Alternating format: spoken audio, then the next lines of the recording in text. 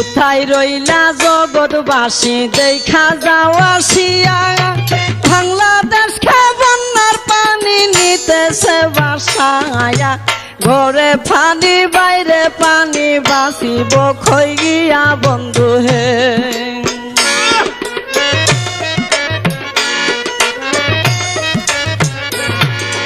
মানুষের দুর্দশা দেখলে চোখে পানি জরে, কি গজা পাঠাইল আল্লাহ বাংলার ভিতরে। হাহাকার পড়িয়া গেছে গ্রামের গড়ে গড়ে বন্ধু হে।